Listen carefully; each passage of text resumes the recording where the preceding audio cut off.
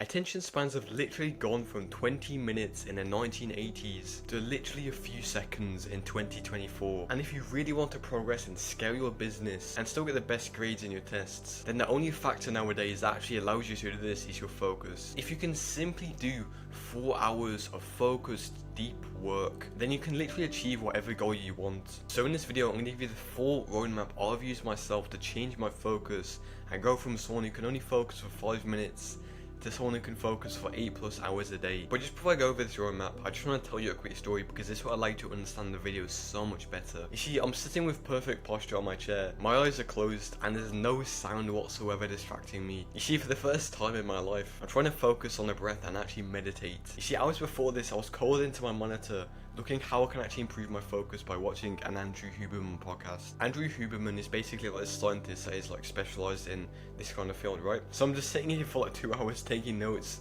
literally taking every single thing from this guy's brain. And there was one particular moment that will change my entire life forever. You see, Andrew actually started talking about how you can actually improve your focus. So now at this point, I've literally just got a neuron activation on my brain. I'm listening with full focus. And he tells me the single biggest habit you can do to improve your focus right now is meditation. And you know, I thought meditation at this point was just kind of this cool thing that I've seen in movies, like you got Master Shifu meditating on the rock or something. I didn't really know it could improve your focus. So as soon as I hear Andrew Huberman say this, I turn off YouTube, I close my PC, and there's no sounds whatsoever at this point. And I put a 5-minute timer on my phone. I said to myself, this is how long I'm going to start meditating for. So I close my eyes, I attempt to focus on the breath, and you know, now I'm thinking in my mind, this is what I'm missing. If I literally started doing this earlier, I'll be focused on my work. So now I'm sitting with perfect posture, I close my eyes and I focus on the breath.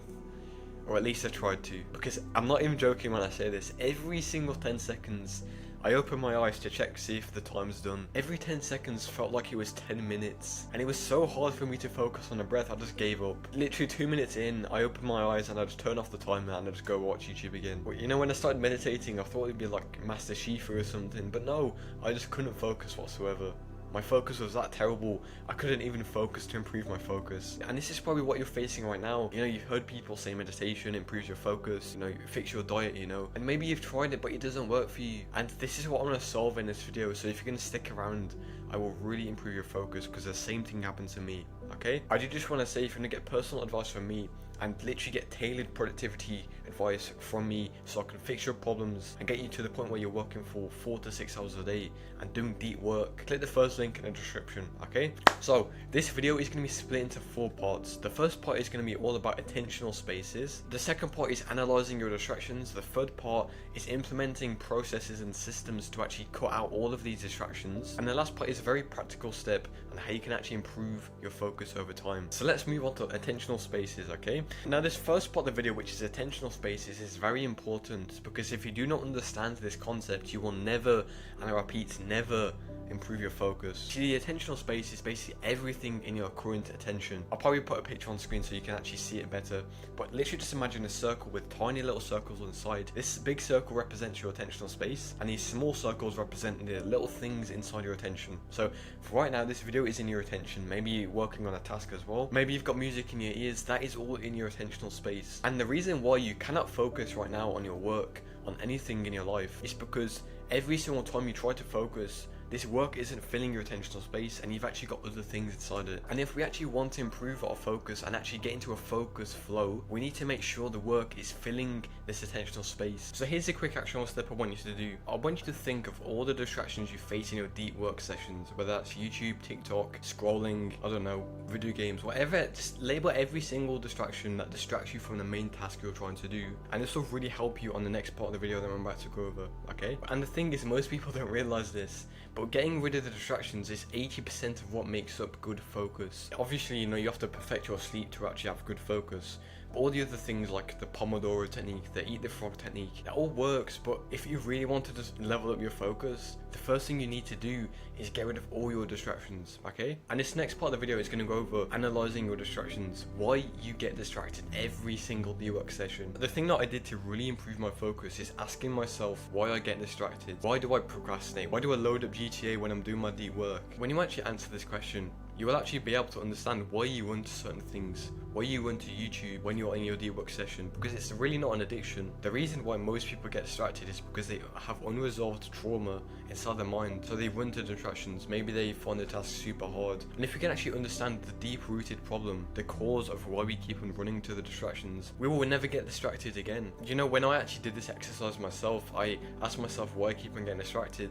The reason was because I still had unresolved problems inside my life. My self-image was terrible, so I kept on getting distracted. I kept on thinking about how undisciplined I was while I was trying to work, right? So this is kind of like your next actionable step. Literally just journal to yourself, or ask yourself right now, why do you keep on falling to the distractions? And the first answer you normally have is completely wrong. This is the resistance trying to stop you from finding out the real cause of why you get distracted, because it loves comfort, right? So what you need to do is really go in depth. Why do you keep on getting distracted? So this next part of the video is kind of what you've been waiting for, I think, and is actually going over how you can implement the distractions. What the hell? Implement the distractions. How you can actually implement the processes to get rid of these distractions. Because the thing is, you never really will get rid of the urges to go on the distraction. You'll never get rid of the urge to go and watch the next Mr. Beast video, right? You will never get rid of the urge to go and watch Harry's videos when you're mid-deep work session, okay? But what we can do is put processes in place to actually disrupt the habit process. Because if you've read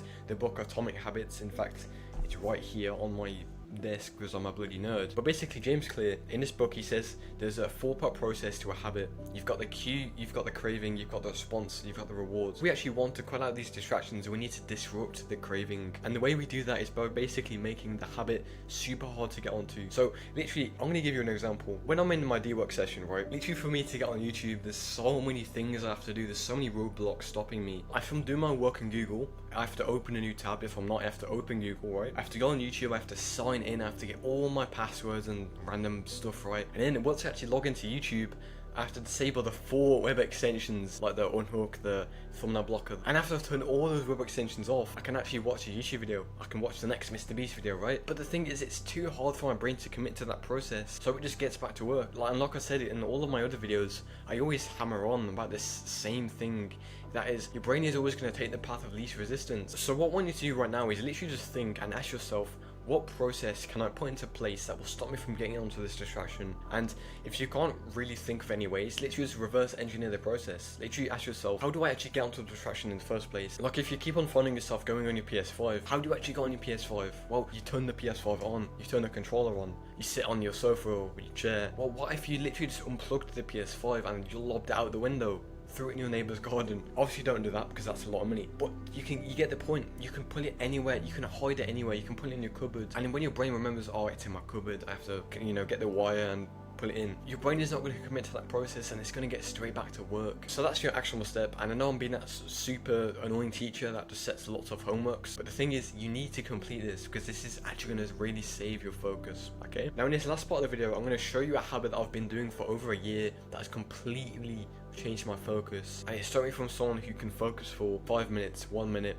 someone who can focus for 3 hours at a time. And you've probably heard, you know, the big self-improvement YouTubers say this, you know, the big H. It is something called meditation. Now the reason why meditation works so well is it basically trains your brain to focus on one thing for longer periods of time. Because right now, if you just try to focus on one thing, like if you just focus on like something in the background of my video, if you focus on that one thing, how long do you think you can last without your mind focusing on something else? Probably a few seconds, 10 seconds, 20 seconds. Well, that's basically your attention span. And if we want to increase the size of our attentional space and increase our attention span, we need to actually train our brain just like any other muscle. Just like going to the gym, we need to train it. So now what I'm going to do is I'm going to show you how I actually meditate, and you can basically just do this right now after this video if you want. So the first step is to actually sit straight. Do not slouch like you're What's-It. You need to have perfect posture and close your eyes, okay? Now once you've done the first step, you can start to focus on the breath. And what you find is, as you focus on the breath, you'll start to lose focus. Like you'll think about some random thing at school,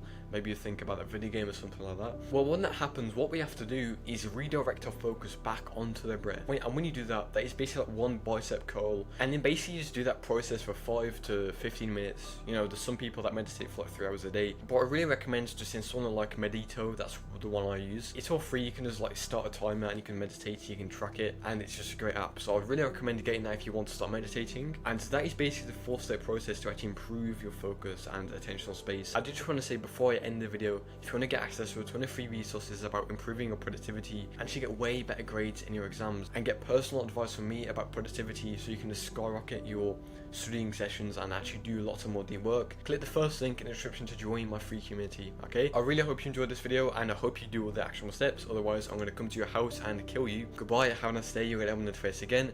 Goodbye. Whoa.